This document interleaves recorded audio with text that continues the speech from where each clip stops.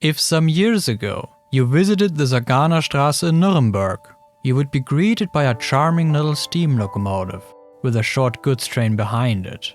Far of its natural habitat, the train rests on the factory grounds of the Ernst Paul Lehmann Patentwerk, the manufacturer of the LGB, the first garden railway, and what might be one of the queerest model railways there ever was.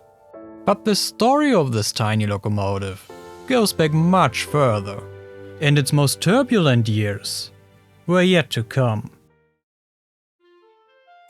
Let us go back to the early 1890s.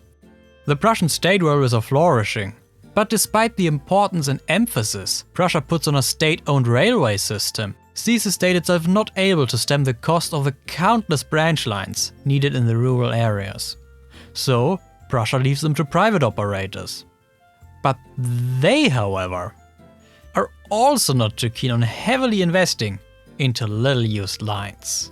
So in 1892, the Gesetz über Kleinbahnen und Privatanschlussbahnen was adopted, the bill about light railways and private branch lines.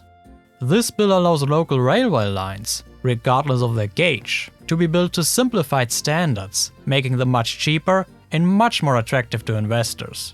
Countless private railway lines are emerging as a result, cueing the age of light railways in Prussia. Among them is a stock corporation, Franzburger Kreisbahnen, founded in 1893 in the Franzburg county of the province of Pomerania.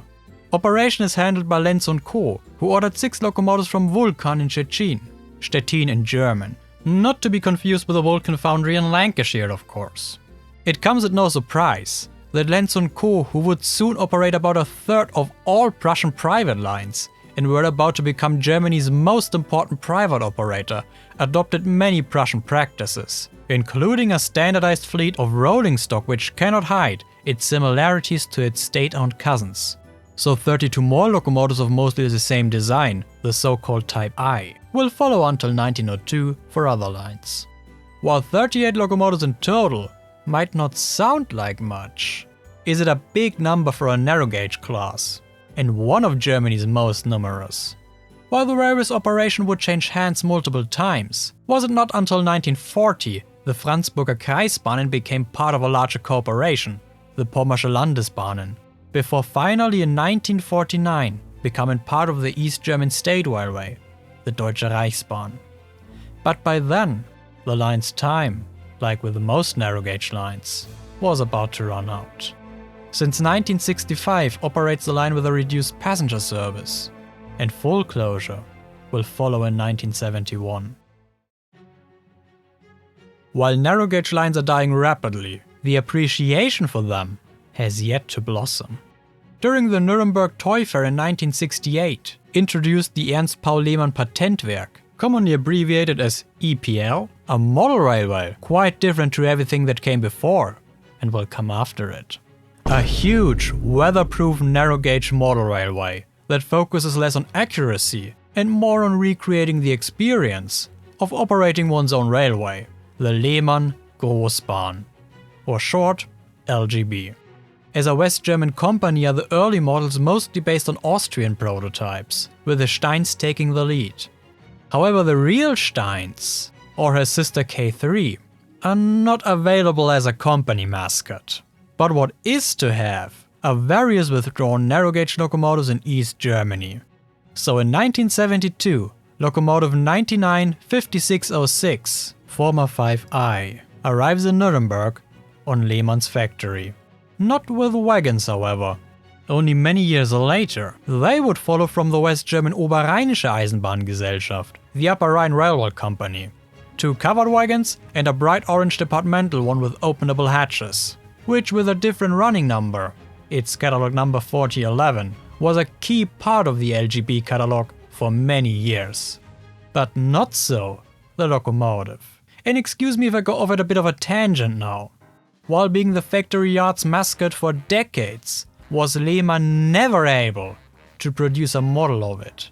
In 2006, a model of the complete factory train was announced for the company's 125-year anniversary, only a month before its bankruptcy. In 2007, The new owner was still eager to bring this model onto the shelves. But yet again, the new company went bust before this came to anything. Finally, Märklin announced their takeover, still showing this model in the 2008 new items brochure. But in the same year's catalogue, it was no longer listed, without having been delivered. And adding insult to injury, with Märklin's own insolvency in 2009 and closure of the site in Nuremberg, also the 1:1 scale factory train was sold off. It would take until LGB's 50th anniversary in 2018 for a model of the factory train to be announced yet again, but this time actually making it into the shops. But that being said, this offering had only little in common with what Lehmann had planned 12 years prior. But that's a completely different story that does not belong here. LGB's locomotive is, by the way, not the only lens type I that escaped the cutter's torch. Arguably even more famous is her sister 4I, Reichsbahn number 995605, well cared for at Germany's first heritage railway, the Deutsche Eisenbahnverein, as Franzburg. But what happened to 5I? Worry not, she did not disappear.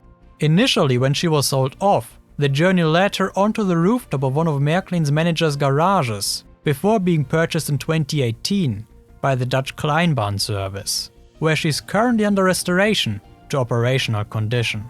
Their website states, however, that completion shouldn't be expected before 2026. Wait a minute. That's actually pretty soon. But as it's the nature with these things, these dates are of course only estimates. But is there any chance that the whole factory train could be reunited? Well, also the 3 wagons still exist and are safe with the Ulmer Eisenbahnfreunde. So it's possible, but more important than that, will it be a delight to see this beloved locomotive running for the first time in more than 50 years, and for the very first time in preservation.